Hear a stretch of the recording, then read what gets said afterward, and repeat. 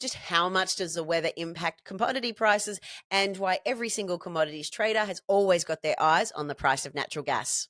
The pig disease driving up pork prices, how the changing taste in India and the reduction in beef livestock in the US is driving up milk prices in Australia.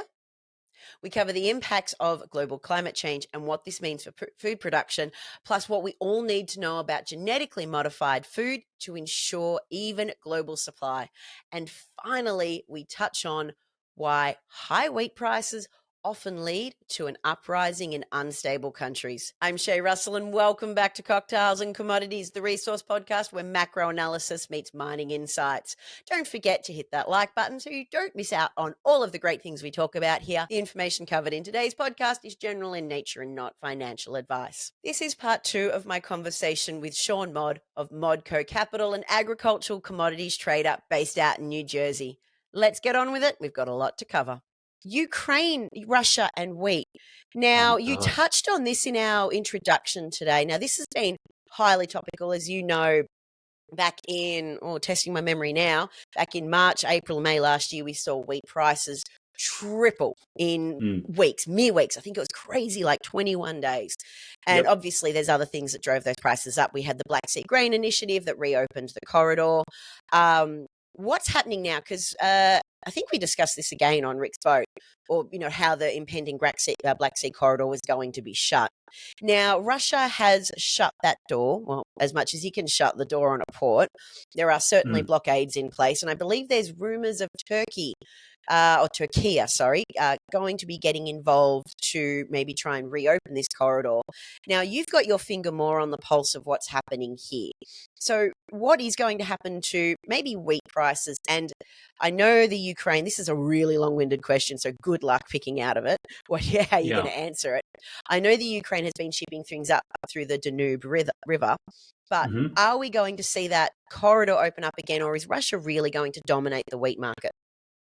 So I think one thing that's majorly changed from last year to this year is the winter in Europe. The reason why the Black Sea has been so prized by Russia for hundreds and hundreds of years, ever since Catherine the Great, it was its only warm sea port. It was the only way Russia could export anything, or even have basically like a navy, a year round. So when you say warm sea, do you mean not freeze up? Correct. Yes, exactly. So in the winter, it won't freeze up. So they've always got basically a conduit to get their stuff out. And then so two things basically happened was this winter.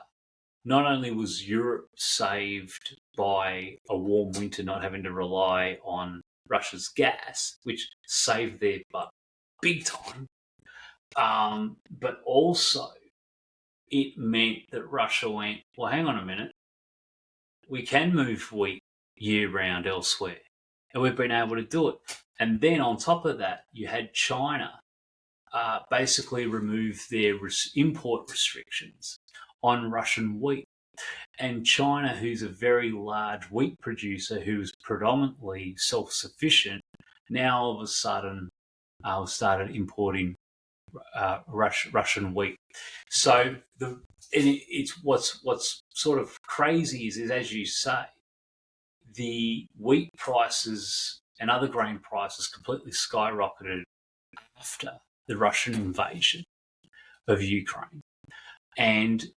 But then what brought those prices down, ironically enough, was the sheer size of the Russian wheat crop for that year and the Black Sea grain deal, being able to move that stuff out. So where we are currently now at the moment, and I'm glad you pronounced it, because once again, it's one of those things where you read it, but you don't actually know how to pronounce it. Turkey.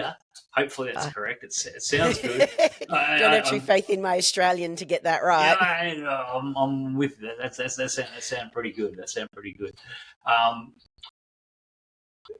Where we now stand currently at the moment is so Bloomberg was saying they reckon next week. Other media sources were saying that Turkey is Erdogan's Turkey's president is definitely trying to get a deal, meet with Putin to basically get the Black Sea grain deal back on the table. Because what it means for Ukraine is they're running pretty quickly out of time. Like by September, so we're in the last day of August. So even though Ukraine's been able to find alternatives to move their wheat, like through the Danube, as you mentioned, since the Black Sea represented nearly half of their exports, Ukraine's just got this supply glut of wheat, which has completely depressed their prices. And so now what Ukrainian farmers are actually considering is whether or not to plant next year's harvest, or whether they're going to plant sunflower seeds, which have a higher premium. But the problem with the sunflower seeds is that they deteriorate the soil. So you almost, I can't think of a better way to put this, and it sounds really offensive, but you're raping the land, because it just, but you get a higher price for it, but it's almost like that cost-benefit analysis. So Ukrainian farmers right now, even though they can get the wheat to the Danube ports, half of them aren't even breaking even. So most of them are just like, this is, so cheap wheat is good in one sense, but if the farmer's not breaking even and can't make a business, guess what a farmer does, particularly with grains? You just swap the grain. Like you, instead of growing this, you grow this. What would happen to wheat prices if Ukraine didn't actually plant wheat and they opted to go to sunflower seeds? Because that's got to be taking a whole stack of wheat out of the market. Correct. So, and I'll subject myself to saying I may be incorrect when I say this, but I think Ukraine is definitely in the top 5. I believe like they're the number 4 wheat exporter in the world. But please, if I've misstated that, they're definitely, but it would have a huge impact. And so, but what then that means for like prices for wheat where I'm sitting in the United States, that can be quite different, because there's a lot of domestic issues concerning United States wheat production. Since it trades out of Chicago and Kansas, that's what they're looking at. But it is the tail sort of leading the dog in terms of, okay, if Ukraine and Russia can't export more wheat, then is there an opportunity now for the United States to reclaim its crown, which unfortunately gave up to Russia a number of years ago after showing them how to grow wheat properly? Look at our ghost from Christmas past. Yeah, exactly. Speaking, rising wheat prices have always led to revolution. Really? In fact, I read a great biography on George Washington by Ron Chernow. Amazing author. He's written a book on, I've looked at it right now, by Grant, George Washington. But that even after the revolution, and this is sort of an unknown fact, the inflation with that, because basically all the farmers were off fighting the war and stuff. There's no one really tending to the farms, and other host of reasons where wars are just extremely expensive and lead to inflation. There was actually an uprising, and the American military shot citizens for uprising against. So it was almost like a Boston massacre again, but instead of like the Boston massacre, which was over the stamp tax and the tea tax, this was actually Americans rebelling against the runaway inflation. And the same thing happened during the Civil War too, actually, as a matter of fact. So the Confederate heart hub of Richmond, Virginia, rebelled against the Confederates when wheat prices went through the bloody roof. So there is definitely something to be watched for. And I'm sorry for sort of rambling here, but at the moment, but if you look at where a lot of the wheat coming from the Black Sea grain was going to really political unstable nations, let's say like Egypt, Cameroons, Tunisia, a lot of North Africa and the Middle East, where, as we saw during the Arab Spring, that's what actually lit the fuse. And that's actually what also lit the fuse with the Iranian Revolution. Sorry, not the Iranian Revolution, but the latest Iranian uprising. Was actually the first spike was in response to the Russian invasion. Wheat prices went up. The Iranian government ended the bread subsidies. That's what sort of got people out onto the streets. So it's definitely something to watch, far beyond like portfolios and stuff, but just geopolitically as well. That's a Major ramifications. Yeah. That's a really good thing to keep in the back of our mind, especially in Australia. Australia has the advantage of basically being able to feed themselves, which is which very, very few countries. America is also in the same position, but nonetheless, we're still victims of a global price. Mm-hmm. So it is a really good point to make. Is even though our harvest will sustain us and we can export what we don't eat, we are still victims of the price rises completely beyond our control, and they can take Absolutely months to filter down the supply chain.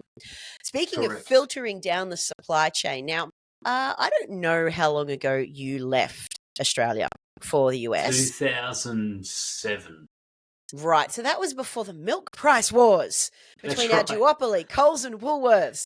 Now, this was a contentious subject as it actually had horrific ramifications for dairy farmers, where Coles and Woolworths decided that they were going to only offer milk to consumers at $1 a litre, and they basically... Really? Yeah, it was honestly, it crippled our local dairy industry. It was a horrific action from the market. People loved it because they thought they were getting milk for cheap. And yeah, it's great when you're buying milk for $2 a litre, for $2 for 2 litres. That explains something I was just going to say. It's funny, but I'll let go ahead, Shay. Sorry. Yeah. No, that's okay, because it's a really unique situation that we found ourselves in, and it existed for a few years. The problem is it doesn't exist anymore. They realised, Coles and Woolworths, after they probably had no dairy farmers left to go get the milk from, I might be being a bit facetious here about this, but basically they realised that driving down the prices weren't sustainable anymore. And now, in Australia, again in Australian dollars, 2 litres of milk is going to set you back, say, anywhere between $5 and $7, depending on what brand you buy. But this isn't actually because of our rising production costs. I think for the first time in a decade, dairy farmers are in profit, which is amazing considering that they were nearly all put out of business. Tell me, why are milk prices rising in the US? Because we're currently victims of the global milk price, which sets the base for the Australian milk price. Yeah, so let me start. You're right. So there's definitely some like global issues, but before we get, and domestic issues too with the United States, I'm glad you clarified about the Coles and Woolworths, because I think that feeds into a consequence of the deregulation of the dairy industry in 2000. Yes. The side effect of that. I didn't know about the Coles and Woolworths, so I'm always never ashamed to admit what I don't know. But let's start, before we get to the United States, let's take a look at India, because India is actually the world's largest producer and consumer of dairy. I had no idea this is where the story was going to start. Yeah, no, but I thought it'd be good. I thought it'd be good to start there. And I'm totally guessing here, but I think it may have something to do with, because cows are considered very sacred in India with the Hindu culture. Maybe that's why their dairy cows, and they're not used for meat. Maybe that's part of it. So, but they've got this problem in India. One's a disease thing. Another thing's also like a consumer taste thing. Ice cream is increasing in popularity in India. Yeah. Which is basically, stoking more demand for dairy products. The problem is on the supply front in India is they've got this disease called lumpy skin disease, which basically creates like boils or big blisters on the cow, and it can end up killing them. And then that's wiped out part of the herd. So now India's actually had to move to start importing cows. If we move to the United States, what's interesting about the United States, it's almost parallel to what was happening in Australia, where you've got basically record cattle prices, beef cattle prices. You've got record beef cattle prices in the United States because beef cows right now are currently at a 60-year low in terms of the numbers of cows. When I say cow, that means a mama cow able to produce a calf. That herd is so low that it's basically down in the numbers of the 60s. And so typically what was happening in the dairy industry was when the dairy cow, quote unquote, retired, they would process the dairy cow as like cheap ground beef. Now what they're doing though, because of the herd size, they're actually taking dairy calves and using them as feeder cattle to basically supplement and rebuild the herd. And they're also importing cows from Mexico too. In fact, it was reported by the US Department of Agriculture in the last cattle on feed report, which was 2 weeks ago.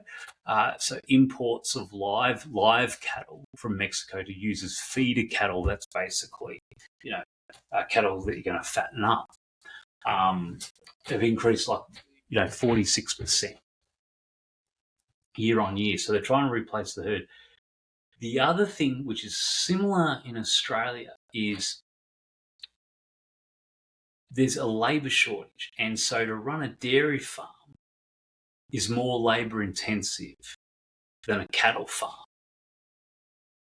And because there's a labour shortage and you've got high cattle prices for beef, you've got a lot of farmers basically just going, like as you said, it's very profitable. But if you haven't got the workers to do it, you can't capitalise on that.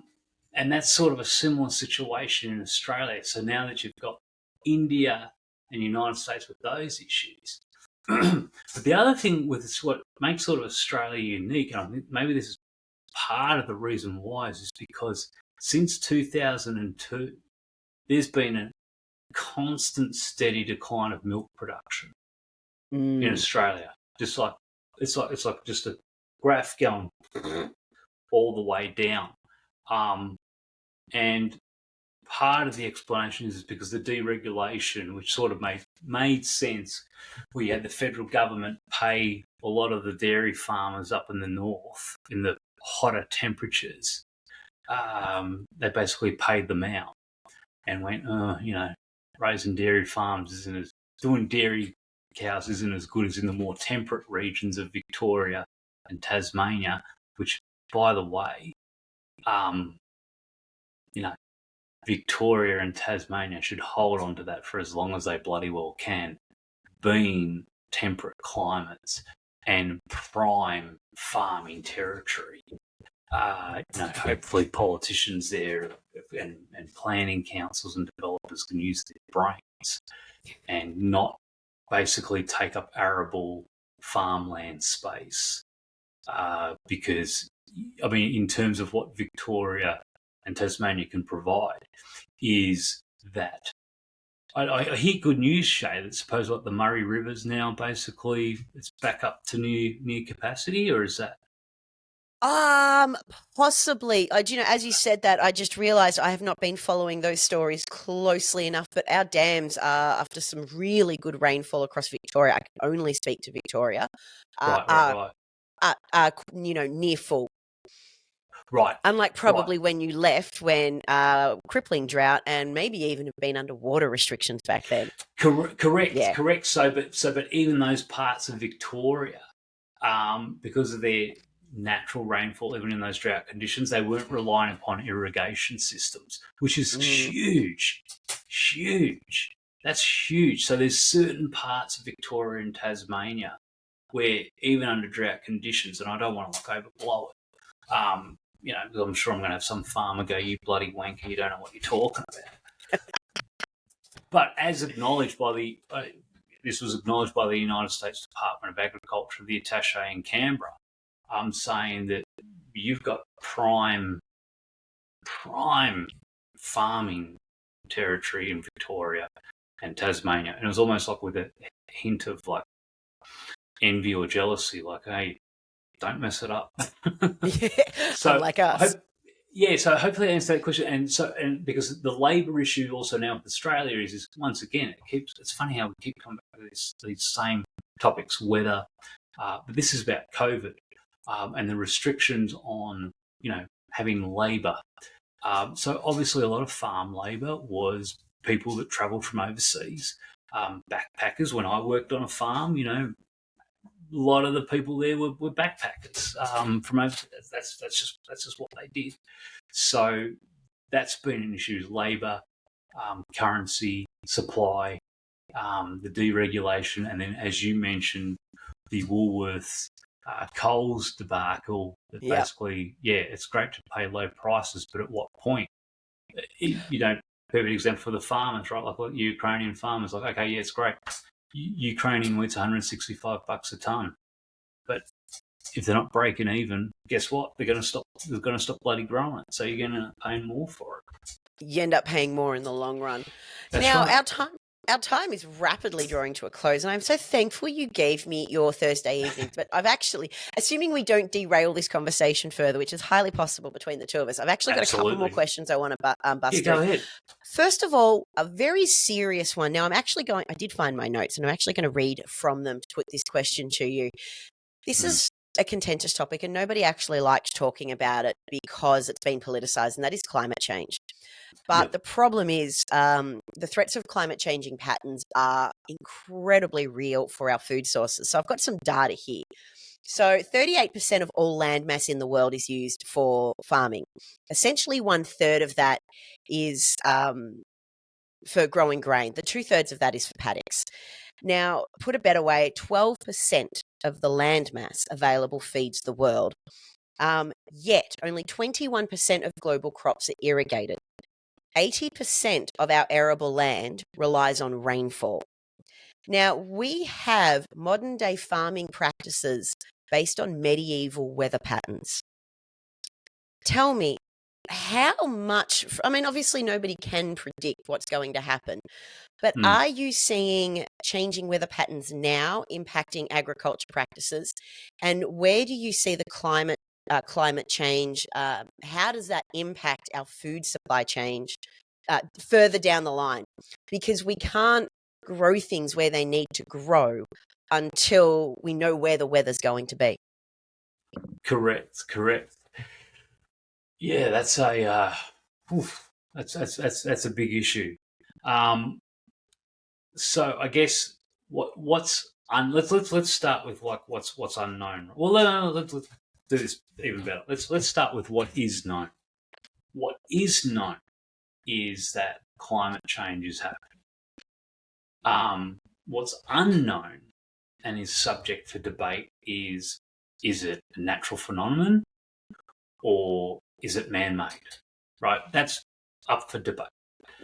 But I think most people with common sense would agree that what we're seeing now is a concern.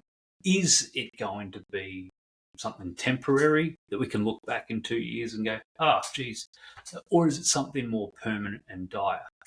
But we need to be aware of the fact of how that's going to change and how can we address it. And I can't, even though we've been discussing agricultural commodities a lot, because you've got record prices and things like cocoa. Like even when you had the Ebola crisis back in 2012, 2013, the prices have still exceeded that. And Ebola was really based on fear of that you've got this contagious disease that was basically going to stop people from not being able to do the work in the fields they weren't going to be able to harvest. You've got the prices now far exceeding that because it's just not going to be able to produce. Everywhere I'm seeing when it comes to agricultural commodities, it's all about the climate's either getting hotter or the climate is getting wetter. And part of this could be, depending on where you're talking depending on what part of the world you're talking about it, Some of it can be La Nina or the end of La Nina, and some of it can be El Nino, like what we're seeing this year could be El Nino. But that's the jury's yet out on that. We don't know. Is this just part, in certain parts of the world, part of that temporary pattern of La Nina and El Nino? But El Nino and La Nina don't affect everywhere around the world. So it doesn't explain what is actually happening. So when it comes to agriculture, I don't think I can address agriculture before sort of addressing, the larger issue in terms of energy, which is that, wherever you sit on the debate in terms of energy, whether fossil fuel or renewable energy, I think one thing everyone can agree upon is that no one disagrees that clean air is good for the environment and it's good for human health, right? I'm not necessarily saying that we won't be able to swap out fossil fuels with renewable energy. I just think we are not currently there at the moment, because when I look back in history, any time one form of transportation or one form of energy has replaced another, it's never been through the government banning it. It's never been through the government saying, we're banning horses, now we're using steam rail.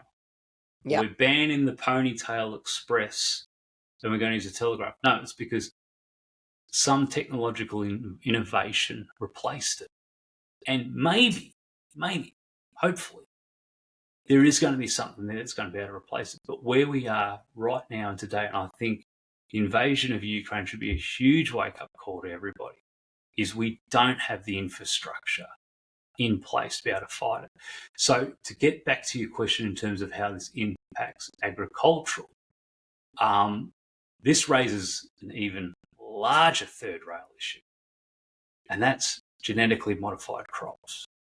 And that's huge, because what are the positive genetically modified crops? Like, let's put aside the health concerns and the rarest of it, but let's just go, what's it done? It's increased the yield.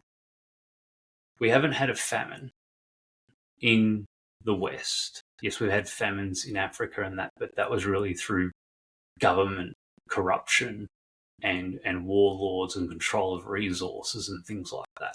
There's always been food. For the last 40 years, there's been enough food. It's just a matter of getting it to the right places and corruption, etc., etc. The last huge famine, which was really the famine, was China, where it was because they killed all the sparrows. So there's the good thing about genetically modified food. What they're now working on, and China, interestingly enough, is looking at this right now. They're now moving towards, they've done GMO tests because they're looking for drought-resistant rice. They're looking for how to get more yield. So it's this trade-off between, Frankenstein's science and food security. So how do we trade those two off? So that's sort of the challenge, is because in terms of keeping, what my limited knowledge, keeping things grown organic is, you can't get the same amount of yield. Yep. You can't get the same type of production. You can't get the same type of resistance to pests and all these other issues. I mean, if you look at what pests are doing to the orange groves, or if you look at what, the cocoa crop, like the problem with that right now is a fungus side. If there's some, agricultural company that's working out there that can do it, and if they can do it without chemicals, and if they can do it in an organic way, then that's fantastic. But I believe that's the challenge we have. And the other thing too, probably just to say about fossil fuels as well, and I'm not paid by the oil and gas industry or anything like that. But besides electricity, just in terms of like things like sneakers, right? Like, I mean, your sneaker, the foam in it is made out of a petrochemical foam. Mm-hmm. Petrochemicals make a lot of medicines.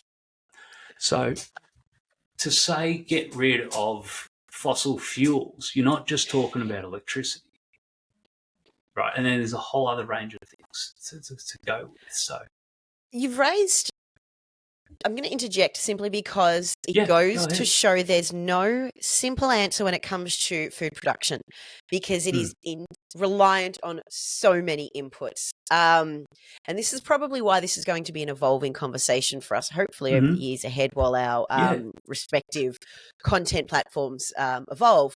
Another thing that you did leave out of the genetically modified food is that food is no longer grown for flavor. It is grown for longevity. Yep. And that is so it can survive our transport systems. So people, strawberries are growing in, I think, like let's say Spain. I might have actually got the wrong fruit product, but that's so they can be shipped to the UK 7 days later and still be fresh. They've got to get all through those border controls. So genetically modified food isn't new, but it's what we've got to do to make sure that the global population continues to eat, because there is no shortage of food, as you pointed out, but it is the accessibility and the viability of production is very important, and maintaining that through an energy system that is currently undergoing $100 trillion, well, probably will be $100 trillion transformation over the next 30 to 40 years, while ensuring that we can still grow to eat and access food. It's not and it was a bit of a loaded question that I threw you, I'll be honest, but because it is a complex topic, and as I said, it can't be answered in one podcast. It's probably of something that needs to be boiled down so everybody can understand those moving parts. And this is just a taste of what it would take to ensure the food chain continues to move as the world changes. Or continues to evolve, I should say. Yeah, well, that's what I appreciate, Shay, is like, being able to sit down and have like an open conversation and use some common sense and not just get all, bent out of shape, because everything's just so polarized at the moment with, constantly negative news, and just being able to sit down and, express an opinion and go, oh, geez, I didn't think of that. Like, that's how we need to get back more of that. Certainly. And also too, from price points of view, as you've pointed out, some very real things are happening in the agricultural supply chain. There's people pushing back, asking for better wages. There's fuel inputs that have gone up. Price rises on food, based on my previous analysis, tells me it's not going away.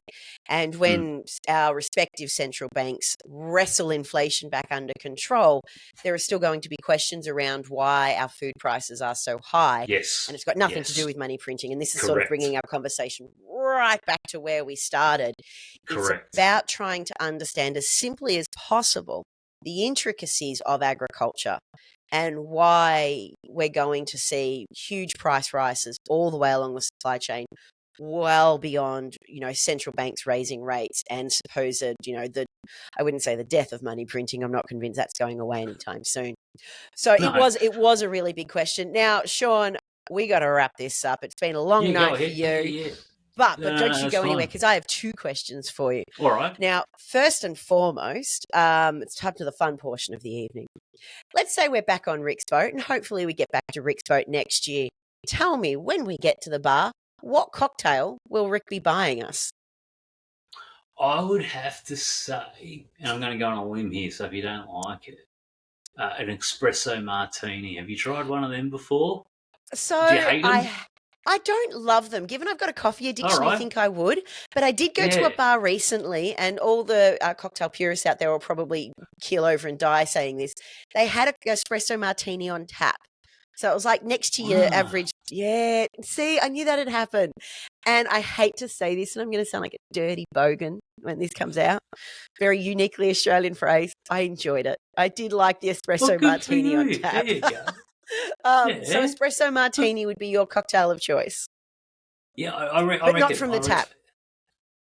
I mean, listen, I'm not, Mr. Fancy Pants, so I wouldn't hoity-toity like, nah, You're from Tyab and Frankston, mate. We already know. Exactly. Just now, just stick it in my veins. Like, now, before we go, I actually do have a bonus bogan question. So for any Australian listening, I know a lot of Australians cringe with this phrase, and I normally couldn't do this with an international guest or any other guest, but I can do it with you. For Americans listening, I'm not entirely sure what the bogan translation is. So I might have to get Sean to translate Australian into American. But this is a very important question. So we were children of the 80s. Now, as children in the 80s in Australia, we all had some sort of classic 60s or 70s car growing up. And each family had loved that brand or that make for irrational reasons. I was a child of a Valiant family, much to my mum's disgust. I will point out. Now, this is so uniquely obscure Australian, and I reckon my dad had about 5 or 6 Valiants. None of the freaking things worked, by the way. One of them didn't have reverse for 6 months. One of them didn't have seat belts, and another one we turned blue in the back because the exhaust fumes didn't leave the pipe. They came into the car. But tell me, Sean, seeing as you did a stint in Franger, followed by Tyab, tell me, what was your family's classic make of car that they were passionate about for no good reason? Well, so my dad, being a POM, didn't really sort of engage in it. He just was very practical. But my brother absolutely was a Holden Tirana fan. So by default, and I think partially for all the reasons that you mentioned, what was happening with the Valiant. So Holden Tirana. But absolutely, it was so bogan. It was just, The big difference. Probably the closest thing. It's like a redneck, I guess you could say. It's like a cashed up redneck, though. Yeah.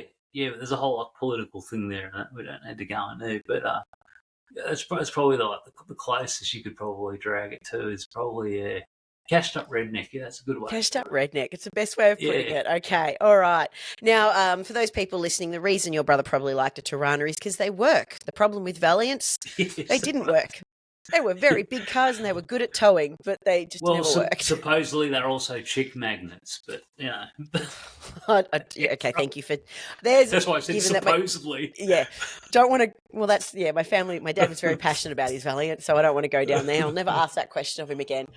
All right, Sean, this has been a great conversation. Now, before we leave today, where can people find you if they want to learn more about weekly and daily updates about commodity prices or commodity things that are impacting agricultural commodities?